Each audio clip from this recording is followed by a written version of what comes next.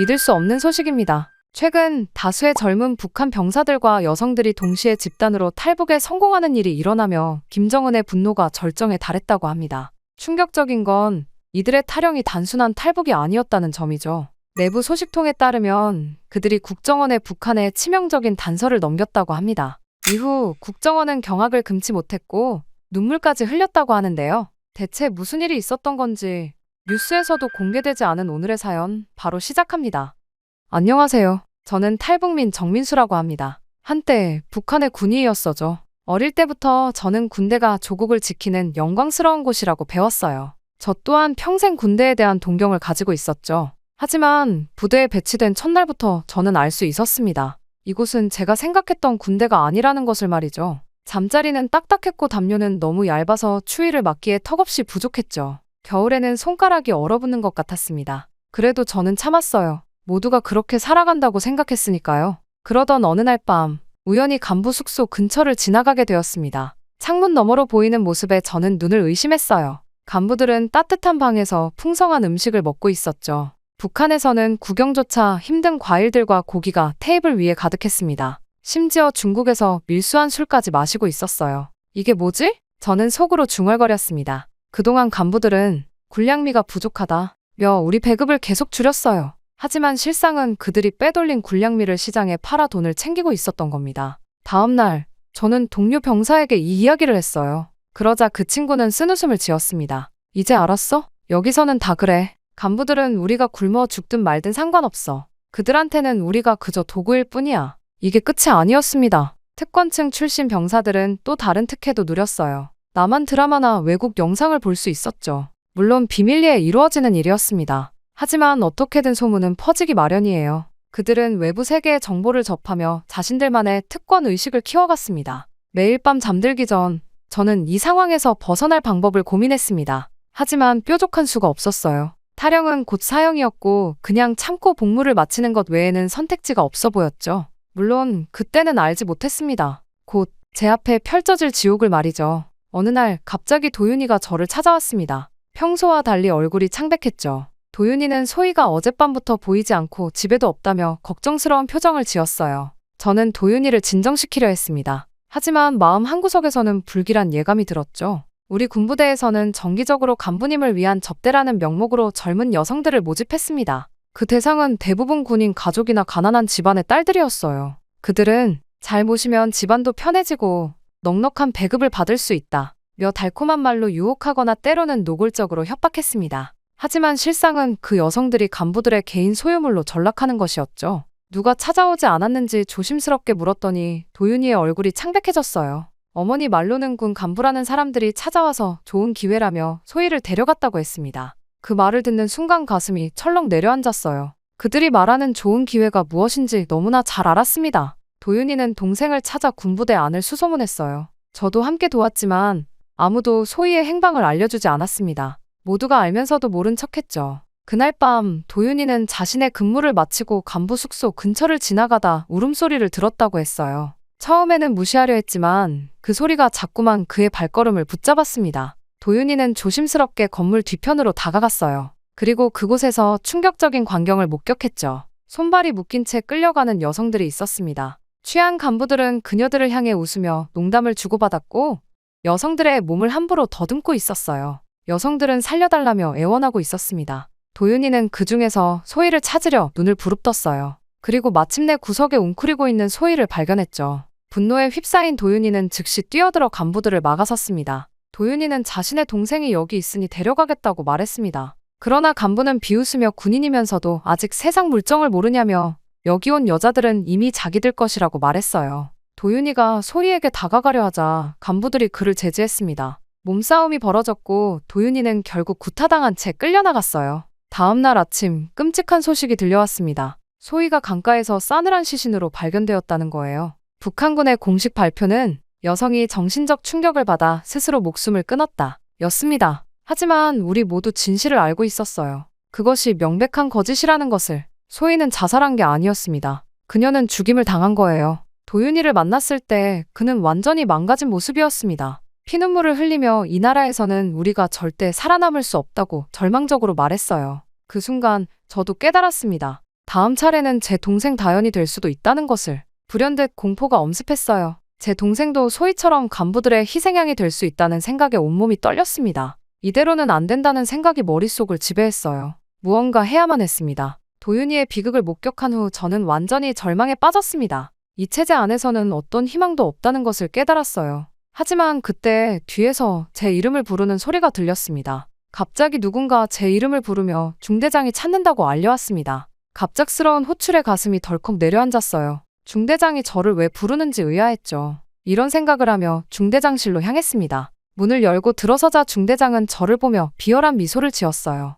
긴장된 마음으로 자리에 앉았어요. 중대장은 천천히 서류를 넘기더니 입을 열었습니다. 중대장은 저를 앉히고는 제 동생이 아직 살아있어 다행이라는 말을 했습니다. 순간 온몸에 혈관이 얼어붙는 느낌이었어요. 동생 다연이가 왜 갑자기 언급되는지 몰라 머릿속이 하얗게 변했죠. 중대장은 이어서 제 누이 정다연이 20도 안 된 어린 나이라며 지난번 점호 때 봤는데 꽤 귀엽더라는 말을 했습니다. 중대장의 말 한마디가 비수처럼 가슴을 파고들었습니다. 소희의 운명이 떠올랐어요. 그리고 다음은 내 동생 차례라는 끔찍한 예감이 들었죠. 떨리는 목소리로 제 동생은 그저 평범한 학생이고 아직 어리다고 말씀드렸습니다. 하지만 중대장은 웃기만 했어요. 중대장은 제가 잘해주면 제 동생도 좋은 대우를 받을 수 있다며 요즘 식량 배급이 줄었는데 제 가족에게 특별 배급을 내려줄 수도 있다고 말했습니다. 뱃속에서 분노가 치밀어 올랐습니다. 하지만 표정 하나 드러낼 수 없었어요. 중대장의 말은 명백한 협박이었습니다. 만약 제가 거부한다면 다음은 다연이 차례라는 것이죠.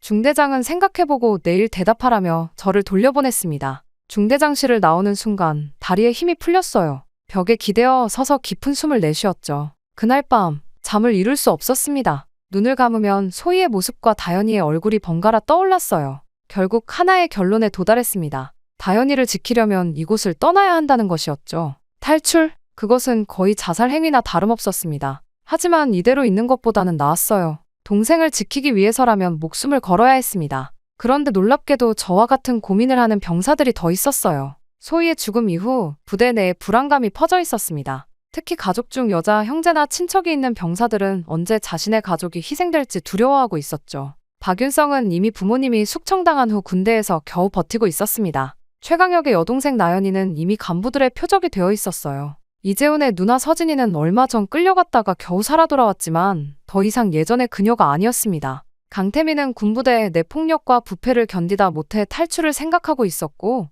윤세주는 이미 한번 탈영을 시도했다가 실패해 고문당한 경험이 있었어요. 탈출을 결심한 우리는 더 구체적인 계획을 세우기 시작했습니다. 비밀 모임을 자주 가졌어요. 매번 다른 장소와 시간에 만나 의심을 피했죠. 각자가 자신의 가족들에게 어떻게 연락할지, 어떻게 만날지에 대한 방법을 논의했습니다. 도윤이는 동생을 잃은 후 완전히 달라졌어요. 그의 눈빛에는 더 이상 망설임이 없었습니다. 오직 복수와 탈출만이 그의 마음속에 남아있었죠. 그는 우리 중 가장 적극적으로 탈출 준비에 임했습니다. 우리 모두 함께 가야 해. 한 명이라도 뒤처지면 안 돼. 도윤이의 말에 모두가 고개를 끄덕였어요. 우리는 서로에게 의지해야만 했습니다. 각자의 사연은 달랐지만 목표는 같았죠. 자유를 향한 갈망이었습니다. 박윤성은 대학생 출신으로 우리 중 가장 지식이 많았어요. 그의 부모님은 얼마 전 숙청당해 하루아침에 모든 것을 잃었습니다. 그에게는 북한에 남아있을 이유가 없었죠. 윤성이는 탈북 경로와 브로커, 연락처 등 중요한 정보를 알고 있었습니다.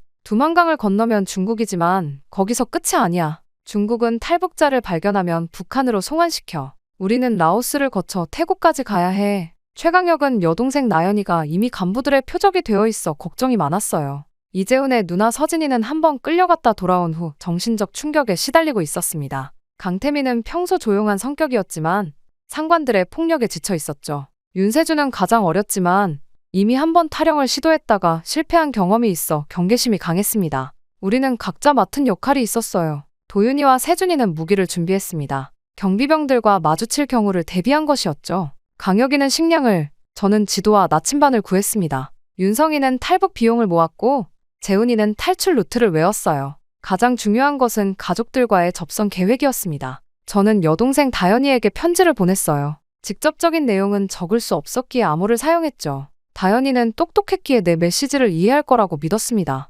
강혁이와 재훈이도 각자의 방법으로 가족들에게 연락을 취했어요. 탈출 날짜는 점점 다가왔습니다. 우리가 선택한 날은 비가 많이 오는 밤이었어요. 그래야 경비의 시야가 제한되고 우리의 발자국 소리도 비에 묻힐 테니까요. 모든 준비물을 작은 배낭에 넣었습니다. 너무 많은 짐은 움직임을 방해할 테니 최소한만 챙겼어요. 탈출 전날 우리는 마지막으로 모였습니다. 누구도 말하지 않았지만 모두가 알고 있었죠. 이것이 북한에서의 마지막 밤이 될 수도 있다는 것을요. 성공하면 자유를, 실패하면 죽음을 맞게 될 것입니다. 내일이면 우리는 자유인이 될 거야. 윤성이가 작은 목소리로 말했어요. 아니면 영원히 자유로워질 수도 있지. 세준이가 씁쓸하게 웃었습니다. 그 말에 모두 침묵했어요. 하지만 우리의 눈빛은 결의에 차 있었습니다. 이제 돌이킬 수 없는 강을 건너는 것이었죠. 살아남아야 해, 모두 다. 제가 말했습니다. 우리는 서로의 눈을 바라보며 마지막 인사를 나눴어요. 한 명이라도 잡히면 모두 위험해질 수 있었습니다. 하지만 우리가 함께라면 가능성이 있었죠.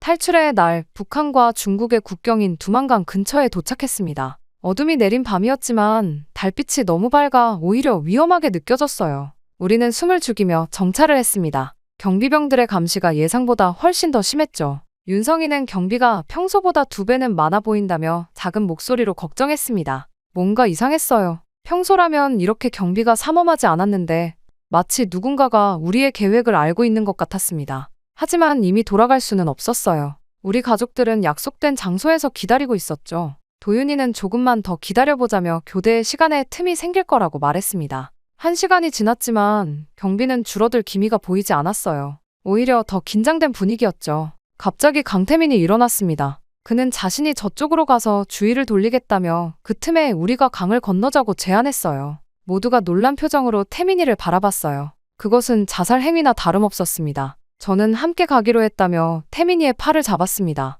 하지만 태민이는 시간이 없고 가족들이 기다리고 있다며 단호한 눈빛을 보였어요. 잠시 후 태민이는 멀리 떨어진 곳에서 소란을 일으켰습니다. 경비병들의 주의가 그쪽으로 쏠리자 우리는 재빨리 강가로 향했어요. 얼어붙은 두만강 위로 조심스럽게 발을 디뎠습니다. 얼음이 너무 얇아 걷기가 힘들었어요. 갈라지는 소리가 들렸습니다. 도윤이가 뛰라고 외쳤어요. 우리는 미끄러운 얼음 위를 필사적으로 달렸습니다. 그때 갑자기 총성이 울렸어요.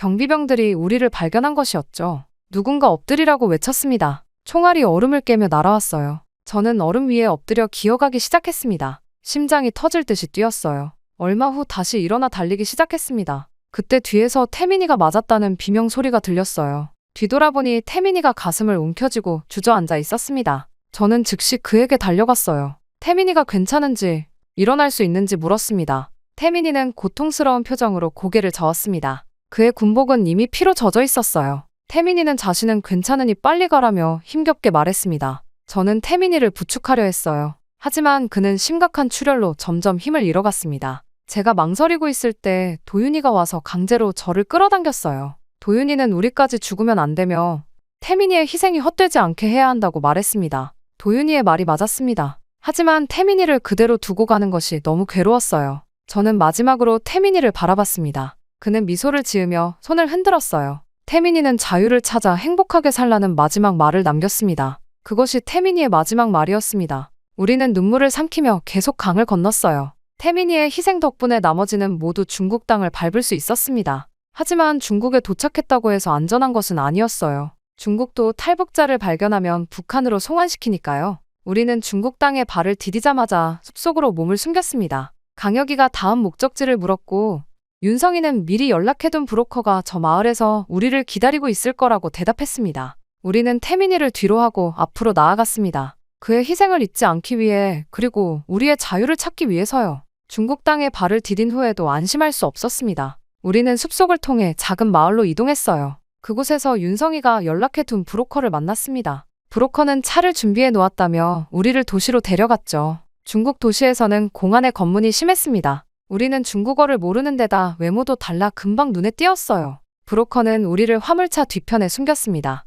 공기가 통하지 않아 숨쉬기가 힘들었죠. 그렇게 하루 종일 이동한 끝에 라오스 국경 근처에 도착했어요. 그런데 갑자기 상황이 악화되었습니다. 브로커가 약속했던 금액보다 2배 더 많은 돈을 요구했어요. 우리가 거부하자 브로커는 서진이를 인질로 삼겠다고 위협했습니다. 도윤이는 즉시 브로커에게 달려들었어요. 격투 끝에 우리는 간신히 그곳을 탈출할 수 있었습니다. 라오스 국경을 넘는 것은 생각보다 쉽지 않았어요. 국경지대는 밀림으로 우거져 있었습니다. 우리는 지도와 나침반만으로 길을 찾아야 했죠. 식량도 부족했습니다. 두 끼니를 한 끼니로 줄이고 나중에는 하루에 한 끼만 먹었어요. 밀림 속에서 이틀을 보내는 동안 우리는 점점 지쳐갔습니다. 모기와 벌레들의 공격에 시달렸고 밤에는 야생동물의 울음소리에 잠도 이루지 못했어요. 더 큰 문제는 길을 잃었다는 것이었습니다. 나침반이 고장났는지 계속 같은 곳을 맴돌았어요. 절망 속에서 셋째 날을 맞았습니다. 다행히 윤성이가 별자리를 보고 방향을 찾아냈어요. 우리는 마지막 힘을 다해 걸었습니다.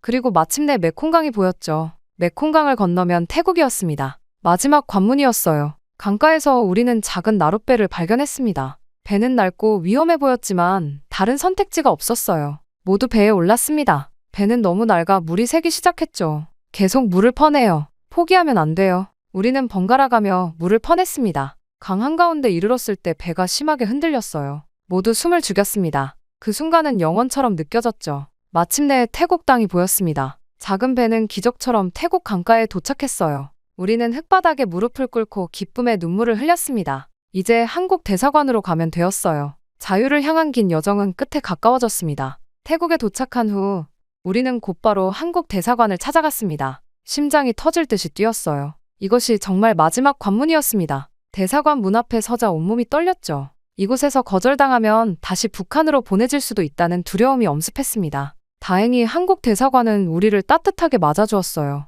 신분 확인 절차를 거친 후 임시 보호소로 안내받았습니다. 그곳에서 처음으로 편안한 잠자리와 따뜻한 식사를 제공받았죠. 몇 주간의 조사와 신원 확인 과정을 거친 후 마침내 한국행 비행기에 탑승하게 되었습니다. 비행기 안에서 창문 밖을 내다보며 생각했어요. 이제 정말 자유인이 되는 걸까? 비행기가 이륙하자 이상한 해방감이 느껴졌습니다. 북한의 굴레에서 완전히 벗어난 느낌이었죠. 인천공항에 도착했을 때 눈앞에 펼쳐진 광경은 압도적이었습니다. 거대한 건물들, 화려한 불빛들, 분주하게 오가는 사람들, 모든 것이 꿈처럼 느껴졌어요. 북한에서 상상조차 할 수 없었던 세계가 눈앞에 펼쳐져 있었습니다. 공항에서 우리는 국가정보원으로 안내되었습니다. 그곳에서 약 한 달간 조사를 받았어요. 북한에서의 생활, 탈북 경로, 가족 관계 등 수많은 질문에 답해야 했죠. 처음에는 불안했지만 조사관들은 대체로 친절했습니다. 그들은 우리가 스파이가 아닌 진짜 탈북민인지 확인하는 과정이라고 설명했어요. 국정원 조사가 끝난 후에야 잠시 자유를 맛볼 수 있었습니다. 조사관이 우리에게 햄버거를 건네주었어요. 북한에서는 간부들만 먹을 수 있다는 외국 음식이었습니다. 손에 들린 햄버거를 바라보며 망설였죠. 정말 이것이 내 것인지 믿기지 않았습니다. 안내원은 웃으며 먹어도 된다고 말했어요. 떨리는 손으로 햄버거를 한 입 베어 물었습니다. 그 순간 눈물이 왈칵 쏟아졌어요. 이상한 맛이었지만 그 맛보다 중요한 것은 선택의 자유였습니다. 내가 원한다면 먹을 수 있는 자유, 그것이 감동이었죠. 국정원 조사를 마친 후 우리는 하나원으로 이동했어요. 하나원은 탈북민들이 한국 사회에 적응하는 것을 돕는 시설이었습니다. 그곳에서 약 3개월간 한국 생활에 필요한 기본 교육을 받기 시작했죠. 민주주의와 자본주의의 개념, 컴퓨터 사용법, 한국어 표현, 그리고 가장 중요했던 돈 계산법까지 배웠습니다. 북한과 달리 한국은 물건마다 가격이, 서비스마다 비용이 있었어요. 하나원에서의 교육을 마친 후 마침내 서울거리에 나섰습니다.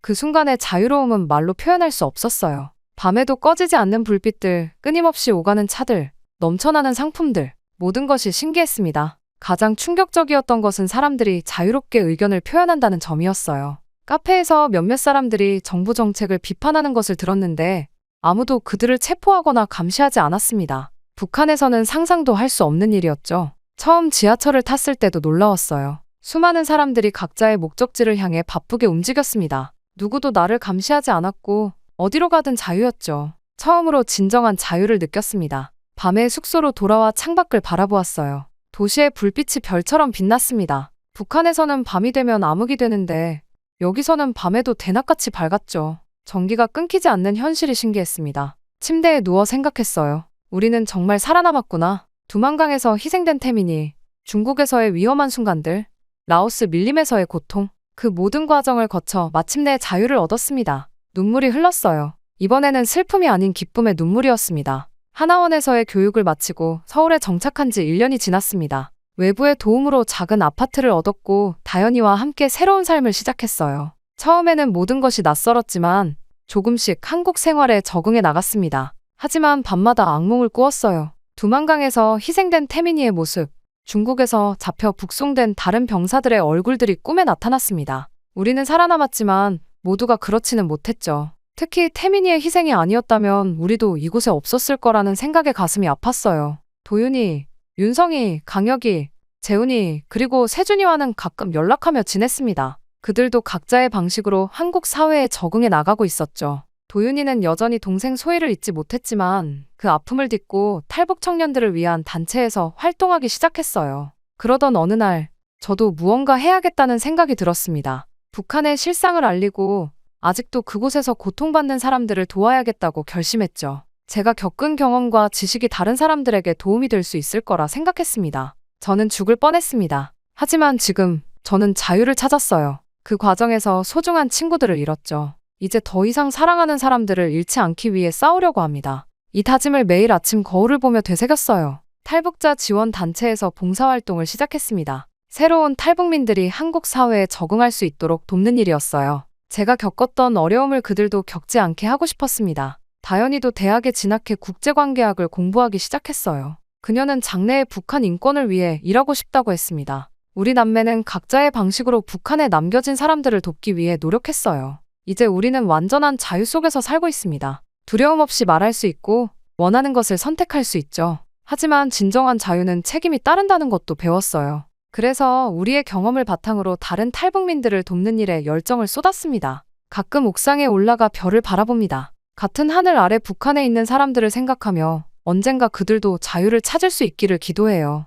태민이의 희생이 헛되지 않도록 우리가 찾은 자유가 더 많은 사람들에게 전해질 수 있도록 계속해서 노력할 것입니다. 이것이 제 이야기입니다. 자유를 향한 위험한 여정, 그리고 새로운 삶의 시작. 앞으로도 많은 어려움이 있겠지만 이제 저는 두렵지 않습니다. 우리는 살아남았고 이제 다른 이들도 살아남을 수 있도록 돕는 것이 저희 새로운 목표입니다. 요즘 북한에서는 많은 학생들이 외국 문물을 받아들이고 지금의 체제는 옳지 않다며 탈북을 하거나 심지어는 반란을 도모하고 있을 정도라고 합니다. 더 충격적인 건 이들 대부분이 고위층 자녀들이란 사실이죠. 오늘의 사연자분 또한 북한에서 충격적인 일을 겪고 살기 위해 한국으로 오게 되었다고 하는데요.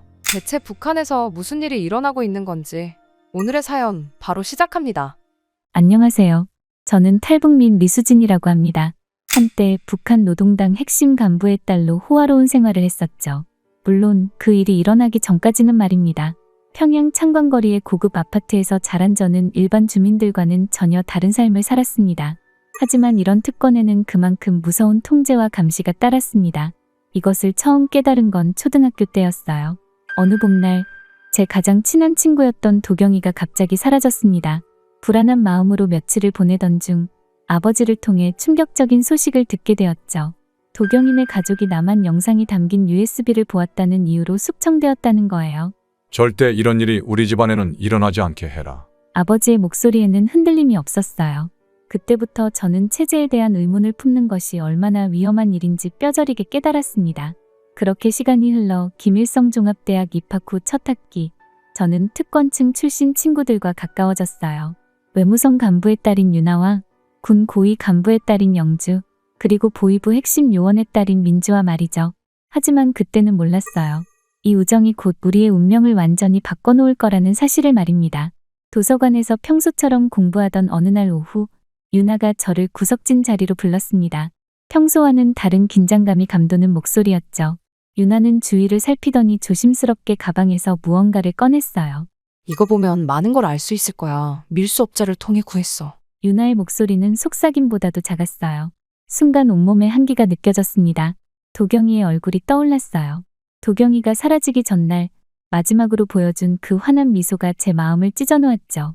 안 돼, 이런 건 너무 위험해. 우리 모두 죽을 수 있어. 제 목소리가 떨렸습니다. 하지만 유나는 포기하지 않았어요. 민주도 합류해서 저를 설득하기 시작했습니다. 보위부의 감시망에 구멍이 있어. 내가 확인했어. 민주의 말에는 확신이 서려 있었죠. 영주마저 저를 설득하려 나섰어요. 수진아, 우리가 배운 게 전부 진실이 아닐 수 있어.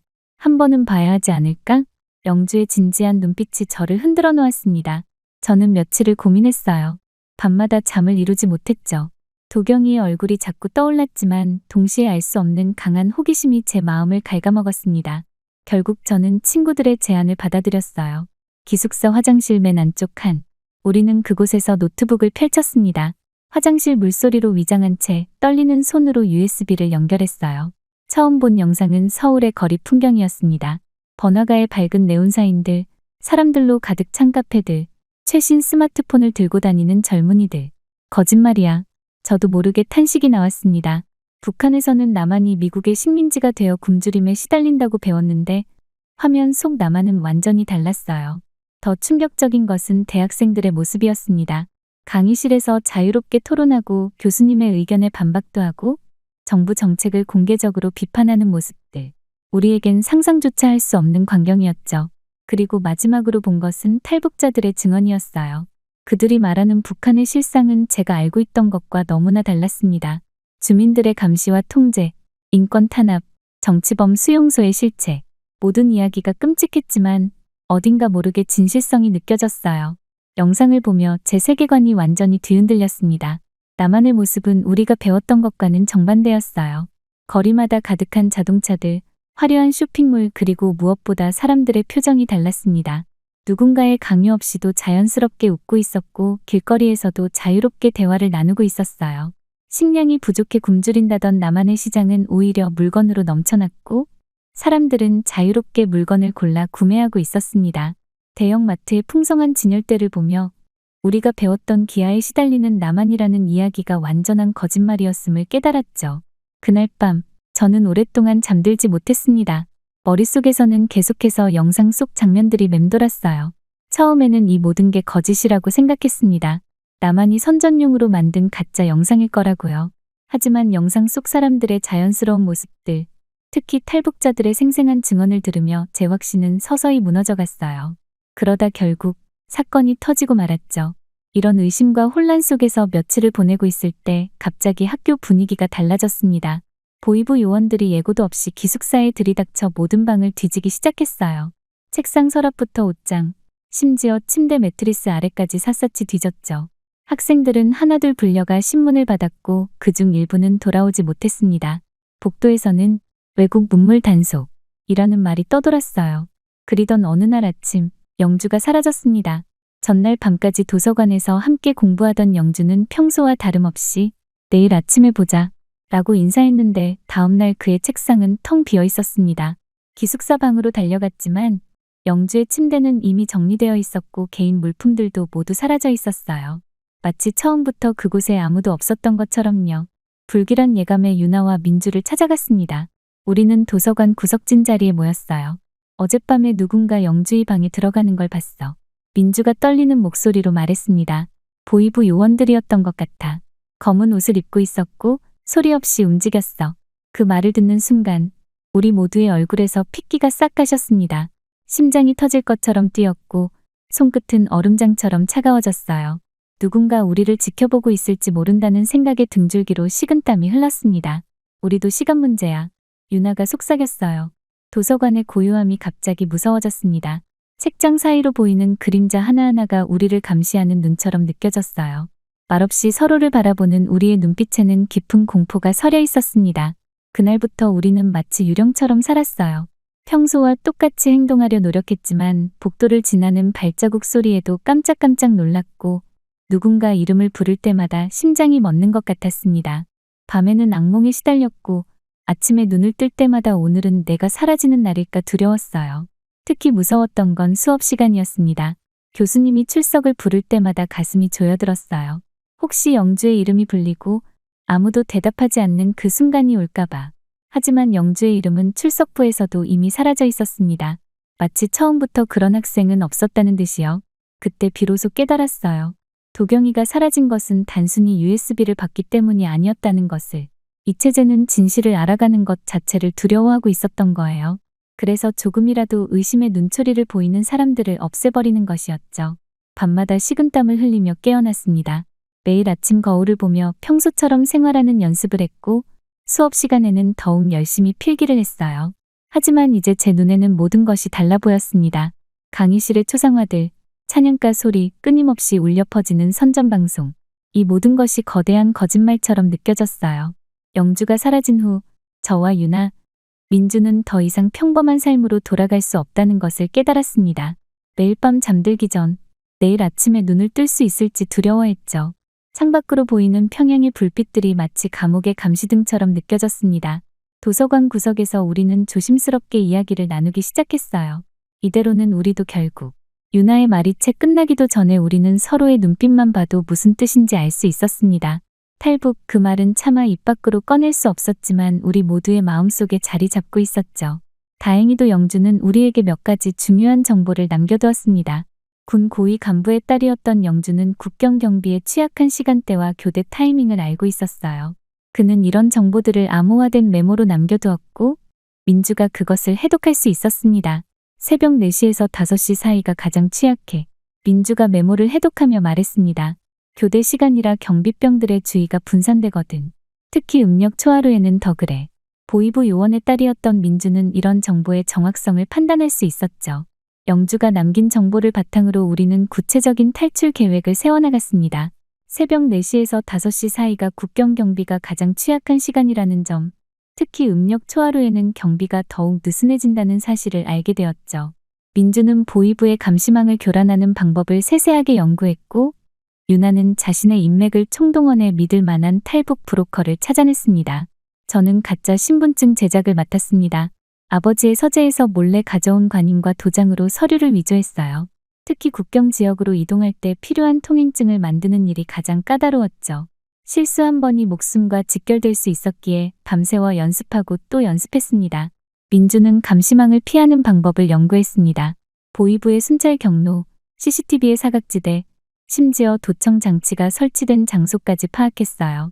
이 시간에는 절대로 휴대전화를 켜면 안 돼. 기지국 추적이 바로 시작될 거야. 민주의 세세한 지시사항은 마치 첩보 영화의 한 장면 같았습니다. 가장 큰 고민은 평양을 빠져나가는 일이었어요. 특권층의 자녀들인 우리의 움직임은 항상 감시 대상이었습니다. 부모님들은 우리가 어디서 무엇을 하는지 항상 알고 싶어 했죠. 심지어 학교에도 우리를 감시하는 사람들이 있다는 걸 알고 있었어요. 시험 기간이야. 유나가 중요한 제안을 했습니다. 다들 도서관에서 밤을 새우는 게 당연하잖아. 그때가 우리의 기회가 될 거야. 유나의 말은 날카로웠어요. 시험 기간이면 학생들의 들뜬 움직임 속에 우리의 행동이 덜 눈에 띌 터였습니다. 준비는 철저했지만 매 순간이 두려움의 연속이었어요. 탈북 준비를 위해 필요한 물품들을 조금씩 모으는 것도 큰 모험이었습니다. 따뜻한 옷가지, 비상식량, 필수 의약품, 이런 것들을 한꺼번에 사면 의심을 살 테니 몇 달에 걸쳐 조금씩 준비했죠. 가장 힘들었던 건 부모님을 속이는 일이었습니다. 매일 아침 아버지께서 수진아, 내가 자랑스럽구나 라고 하실 때마다 가슴이 찢어지는 것 같았어요. 어머니께서 제 미래를 걱정하시며 웃으실 때면 눈물이 날 것 같았죠. 하지만 이제 돌이킬 수 없었습니다. 우리가 알게 된 진실은 너무나 무거웠고 그 진실을 안고 이곳에서 계속 살아간다는 건 불가능했으니까요. 마지막 준비를 하면서 우리는 서로에게 맹세했습니다. 누구 하나 잡히더라도 절대 다른 사람을 밝히지 않기로요. 고문을 당하더라도 죽음의 위협 앞에서도 서로를 지키기로 했습니다. 그만큼 우리의 결심은 확고했어요. 탈출 계획이 무르익어 갈수록 긴장감도 높아졌습니다. 평소와 다름없이 행동하려 노력했지만 가끔은 실수할 때도 있었어요. 수업 시간에 정신을 놓거나 인사말을 잊어버리거나 식사 시간에 숟가락을 떨어뜨리는 일이 잦아졌죠. 다행히도 이런 모습은 시험 기간의 스트레스로 보였던 모양입니다. 마침내 탈출 당일이 되었습니다. 새벽 2시, 우리는 조용히 기숙사를 빠져나왔습니다. 평소 시험 기간에 도서관에서 밤을 새우곤 했기에 이 시간에 우리가 움직이는 것은 자연스러워 보였죠. 하지만 도서관 대신 우리는 미리 준비해둔 차를 타고 평양을 빠져나갔습니다. 그러나 우리의 예상과 달리 일이 너무 빨리 발각되었어요. 아침이 되자마자 부모님들은 우리가 사라졌다는 것을 알아차렸고 즉시 경비대에 긴급 체포 명령을 내렸다는 소식이 들려왔습니다. 우리를 향한 추격이 시작된 거죠. 유나가 심어둔 정보원을 통해 이 사실을 전해 들었을 때 우리는 이미 평양에서 멀리 벗어나 있었지만 국경까지는 아직 멀었습니다. 달빛 하나 없는 깜깜한 새벽, 우리는 마침내 국경지대에 도착했습니다. 예상보다 빨리 발각된 탈출 소식 때문에 원래 계획보다 서두를 수밖에 없었어요. 민주가 준비한 지도를 따라 숨을 죽이며 전진했습니다. 발자국 소리조차 내지 않으려 발끝으로만 걸었고 살얼음이 낀 땅을 밟을 때마다 우리의 심장은 터질 듯이 뛰었죠. 국경까지 앞으로 500m. 이제 곧 자유의 땅을 밟을 수 있다는 생각에 희망이 피어올랐습니다. 하지만 그때였어요. 멀리서 들려오는 군화 소리와 무전기 잡음이 고요한 새벽 공기를 갈랐습니다. 앞쪽에서 발견됐다는 첩보입니다. 모든 부대는 즉시 현장으로 이동하라. 무전기 소리가 들리자마자 우리는 얼어붙었습니다. 숨도 제대로 쉴 수 없었어요. 그때 민주가 속삭였습니다. 계획을 바꿔야 해. 지금 이 길로 가면 잡힐 거야. 하지만 다른 길은 없었습니다. 오른쪽은 지뢰밭이었고 왼쪽은 경비초소가 있었어요. 유일한 길은 앞으로 달리는 것뿐이었습니다. 우리는 서로의 손을 꼭 잡았어요. 유나의 손이 떨리고 있었고 민주의 이마에는 식은땀이 맺혀 있었습니다. 갑자기 하늘을 가르는 서치라이트가 켜졌습니다. 강렬한 빛이 어둠을 갈랐고 그 빛은 마치 맹수의 눈처럼 우리를 찾아 헤맸어요. 우리는 재빨리 웅크렸지만 이미 늦었습니다. 거기 누구야? 우렁찬 고함과 함께 총성이 울렸습니다. 비명을 지를 겨를도 없이 우리는 전력으로 달리기 시작했어요. 발밑에 돌부리에 걸려 넘어질 듯했지만 서로를 부축하며 앞으로 나아갔습니다. 도망자 발견. 모든 부대 지금 즉시 이동. 뒤에서 들려오는 고함 소리와 발자국 소리가 점점 가까워졌습니다. 이제 우리가 찾던 강이 눈앞에 보였어요. 두만강, 그 차갑고 깊은 물줄기가 우리의 마지막 장애물이자 희망이었습니다. 멈춰. 더 이상 도망칠 수 없다. 뒤에서 들리는 외침을 무시한 채 우리는 강변으로 달려갔습니다. 총알이 귓가를 스치고 지나갔고 발 아래 땅을 튀기며 파고들었어요. 심장이 터질 것 같았지만 멈출 수는 없었습니다. 강가에 도착하자마자 우리는 물속으로 뛰어들었습니다. 하지만 겨울밤 차가운 강물은 상상 이상으로 매서웠어요. 몸이 얼어붙는 것 같았고 숨을 쉬는 것조차 힘들었습니다. 그때였어요. 제 발에 갑자기 쥐가 났습니다. 순간 물살에 휩쓸려 깊은 곳으로 빠져들기 시작했어요. 차가운 물이 입안으로 들어왔고 팔다리는 점점 무거워졌습니다. 이제 끝이구나 하는 생각이 들 때였습니다. 수진아, 유나가 제 팔을 잡아챘어요. 얼음장 같은 물속에서도 유나의 손은 따뜻했습니다. 그녀는 온 힘을 다해 저를 끌어올렸고 민주도 재빨리 다가와 도왔습니다. 잡아, 저들을 잡아.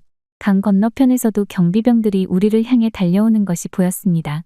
우리는 마지막 힘을 다해 헤엄쳤어요. 팔다리는 이미 감각이 없었고 옷은 점점 무거워졌습니다. 하지만 포기할 수는 없었어요. 저 강을 건너지 못하면 우리 모두 죽거나 정치범 수용소로 끌려갈 테니까요. 마침내 우리는 중국 쪽 강둑에 도착했습니다. 하지만 아직 안심할 수 없었어요.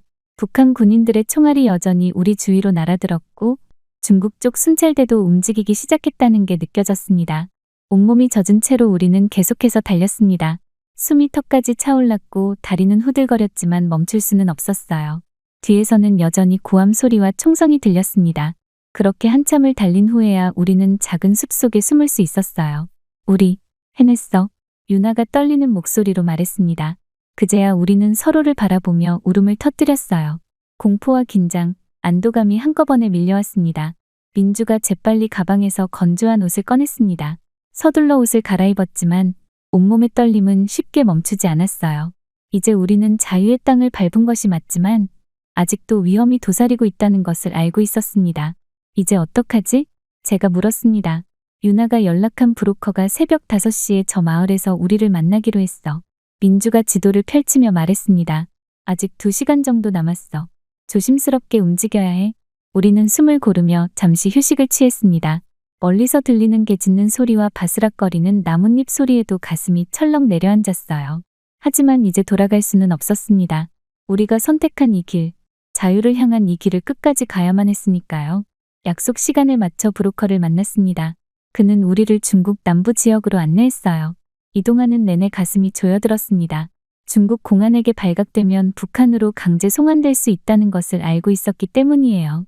중국에서의 일주일은 마치 한 달처럼 느껴졌습니다. 낮에는 창문도 없는 좁은 방에 숨어 있어야 했고 밤에만 조심스레 다음 장소로 이동했어요. 유나는 중국어를 조금 할 수 있어서 그나마 도움이 됐지만 그래도 매 순간이 긴장의 연속이었습니다. 마침내 우리는 라오스 국경에 도착했어요. 깊은 밤, 정글 속을 헤치고 나가는 길은 두만강을 건널 때만큼이나 힘들었습니다. 뱀이나 거미를 피해 조심스레 발을 디뎌야 했고 숨막히는 더위와 습기는 우리의 체력을 빠르게 소진시켰어요. 라오스에서 태국까지는 또 다른 시련의 연속이었습니다. 국경을 넘기 위해 메콩강을 건너야 했는데 이번에는 작은 나룻배를 이용했어요. 배가 흔들릴 때마다 두만강에서의 기억이 떠올라 온몸이 굳어졌지만 유나와 민주가 제 손을 꼭 잡아주었습니다. 태국에 도착하자마자 우리는 한국 대사관을 찾아갔습니다. 그동안 준비해온 자료들과 증언을 통해 우리가 북한 주민이라는 것을 증명했고 마침내 대한민국 임시 여권을 받을 수 있었어요. 인천행 비행기를 탈 때까지도 이 모든 게 꿈만 같았습니다.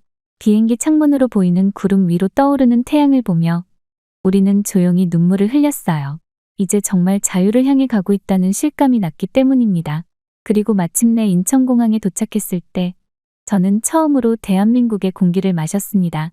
비행기에서 내려 입국장으로 향하는 동안 이곳이 정말 제가 그토록 꿈꾸던 자유의 땅인가 하는 생각이 들었습니다. 유나와 민주의 얼굴에도 같은 감정이 어려 있었어요. 입국장에서 우리를 맞이한 것은 국정원 요원들이었습니다. 그들은 우리를 조용히 별도의 통로로 안내했어요. 북한 고위층 자제들의 탈북이라 특별한 보안이 필요하다고 했습니다.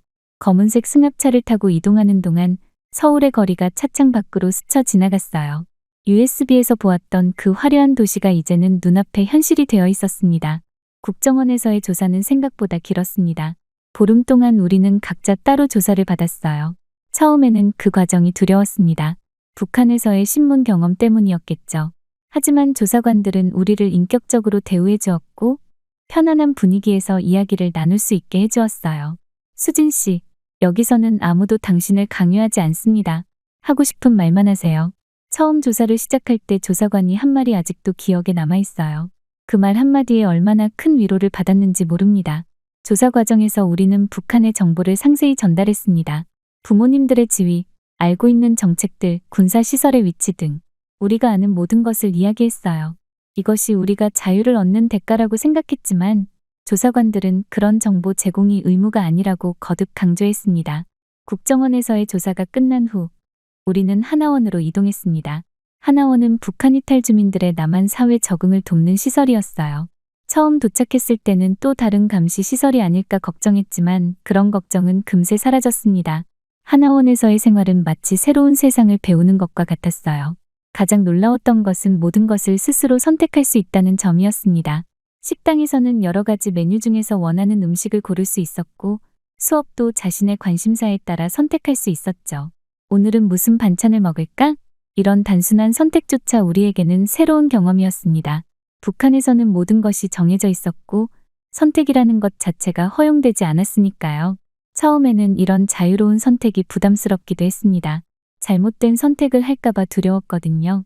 하나원의 수업들은 우리의 눈을 더욱 크게 뜨게 했습니다. 민주주의와 시장경제의 개념, 인터넷 사용법, 금융교육, 모든 것이 새로웠어요. 특히 은행 계좌를 만들고 카드를 사용하는 방법을 배웠을 때는 이런 게 정말 가능한가 하는 생각이 들 정도였습니다. 컴퓨터 수업 시간에 처음으로 자유롭게 인터넷을 사용해 보았을 때의 충격은 이루 말할 수 없었어요. 세상의 모든 정보가 손끝에서 펼쳐지는 것 같았습니다. 북한에서 우리가 배운 세계관이 얼마나 왜곡되어 있었는지 그때 완벽히 깨달았죠. 선생님, 정말 이렇게 자유롭게 정보를 검색해도 되나요? 제가 조심스레 물었던 기억이 납니다. 당연하죠. 여기서는 자신이 알고 싶은 것을 마음껏 찾아볼 수 있어요. 선생님의 대답은 단순했지만 저에게는 큰 울림으로 다가왔습니다. 직업 선택의 자유도 신선한 충격이었어요. 하나원에서는 적성 검사를 통해 각자에게 맞는 진로를 찾도록 도와주었습니다. 북한에서는 국가가 모든 것을 결정했는데 여기서는 제가 정말 하고 싶은 일을 선택할 수 있다는 사실이 믿기지 않았어요. 때로는 이런 자유가 부담스럽기도 했습니다. 너무 많은 선택지 앞에서 우왕좌왕하기도 했고 가끔은 북한에서처럼 누군가가 결정해주기를 바란 적도 있었어요. 하지만 시간이 지날수록 이런 선택의 자유가 얼마나 소중한 것인지 깨달았습니다. 하나원의 상담사 선생님은 이런 감정이 자연스러운 것이라고 말씀해 주셨어요. 갑자기 주어진 자유는 때로는 무거운 짐처럼 느껴질 수 있어요. 하지만 그 자유를 통해 여러분은 진정한 자아를 찾아갈 수 있을 거예요. 유나, 민주와 저는 매일 밤 모여 그날의 경험을 나누었습니다. 때로는 웃고 때로는 울면서 우리가 겪어온 변화들을 이야기했어요. 북한에서 배운 것들이 얼마나 큰 거짓이었는지 그리고 이제 우리 앞에 펼쳐진 가능성이 얼마나 큰지에 대해 이야기하면서 우리는 조금씩 새로운 삶에 대한 자신감을 키워갔습니다. 특히 인상 깊었던 것은 하나원에서 만난 다른 탈북민들의 이야기였어요. 각자의 사연은 달랐지만 자유를 찾아 목숨을 건 탈출을 감행했다는 점에서는 모두 같았습니다. 그들의 이야기를 들으며 우리는 혼자가 아니라는 사실에 큰 위로를 받았어요. 하나원에서의 12주가 끝나갈 무렵 우리는 많이 달라져 있었습니다. 더 이상 선택이 두렵지 않았고 자유라는 것이 낯설지 않게 되었어요. 이제는 정말로 새로운 삶을 시작할 준비가 되었다는 확신이 들었습니다. 하나원을 나온 지 어느덧 5년이 지났습니다. 처음 자유를 맛보았던 그 순간이 마치 어제 일처럼 생생한데 우리는 각자의 자리에서 단단히 뿌리를 내리고 있었습니다. 저는 북한인권재단에서 인권운동가로 일하고 있습니다. 처음에는 막연히 북한의 실상을 알려야겠다는 생각뿐이었지만 점차 구체적인 목표가 생겼습니다. 특히 북한 주민들의 정보 접근권에 관심을 가지게 되었어요. 제가 USB 하나로 진실을 알게 되었던 것처럼 더 많은 북한 주민들이 세상의 진실을 알 권리가 있다고 생각했기 때문입니다. 국제 포럼에서 연설할 때면 가끔 떨리기도 합니다. 하지만 제 이야기에 귀 기울이는 청중들을 보며 이것이 제가 해야 할 일이라는 확신이 듭니다. 얼마 전에는 유엔 인권이사회에서 증언할 기회도 있었어요. 그곳에서 저는 북한의 인권 실태를 고발하고 국제사회의 관심과 지원을 호소했습니다. 유나는 탈북민들을 위한 특별한 의료 지원 시스템을 만들어가고 있습니다. 간호대학을 졸업하고 응급실에서 일하면서 유나는 많은 탈북민들이 의료 시스템을 이용하는데 어려움을 겪는다는 사실을 발견했어요. 언어의 장벽뿐만 아니라 북한과 다른 의료 문화 때문에 발생하는 문제들이었죠. 처음 병원에 왔을 때의 두려움과 혼란을 잊을 수 없어요. 유나는 자주 이렇게 말합니다. 그래서 저와 같은 경험을 하는 사람들이 없었으면 해요. 유나는 이제 탈북민 전문 의료 상담사로도 활동하고 있습니다. 의료진과 탈북민 사이의 다리 역할을 하면서 그들이 적절한 치료를 받을 수 있도록 돕고 있어요. 민주는 IT 기술을 활용해 북한에 몰래 정보를 전달하는 일을 하고 있습니다.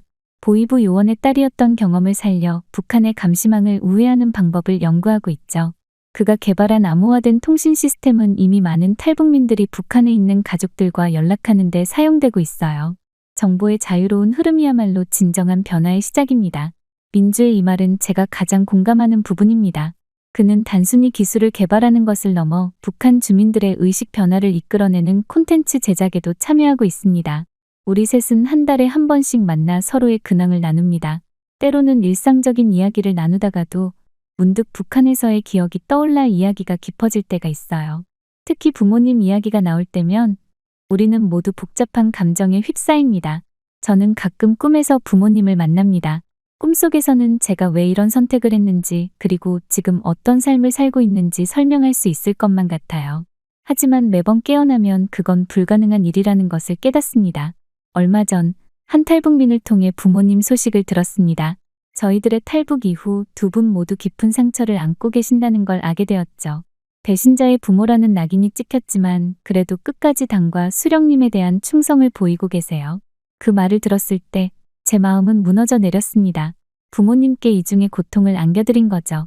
딸의 배신으로 인한 상처와 그래도 여전히 거짓된 체제에 충성해야 하는 고통을. 하지만 저는 믿습니다. 언젠가는 부모님도 제가 선택한 이 길이 옳았다는 것을 이해하실 거라고요. 북한의 변화가 시작되고 진정한 자유가 찾아올 그날 저는 당당히 부모님 앞에 설 수 있을 것입니다. 수진아, 너희가 용감했구나. 그 선택이 옳았어. 부모님의 이런 말씀을 들을 수 있을까요? 아직은 모릅니다. 하지만 우리가 이룬 작은 변화들이 쌓이고 쌓여 언젠가는 큰 변화를 만들어낼 수 있을 거라 믿습니다. 그날이 올 때까지 저는 제가 할 수 있는 일들을 계속해 나갈 것입니다.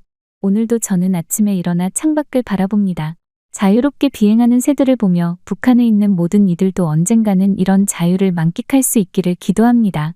그리고 무엇보다 사랑하는 부모님께서 진정한 자유가 무엇인지 깨닫고 제가 선택한 이 길을 이해해 주시길 간절히 바랍니다. 저의 이야기는 이렇게 끝이 나지만 저희 새로운 이야기는 이제 시작입니다. 아직도 저는 써내려갈 이야기들이 많거든요. 지금까지 저희 이야기를 들어주셔서 감사합니다. 구독자님들의 가정에도 항상 평화가 있기를 진심으로 기도하겠습니다. 구독과 좋아요는 큰 힘이 됩니다.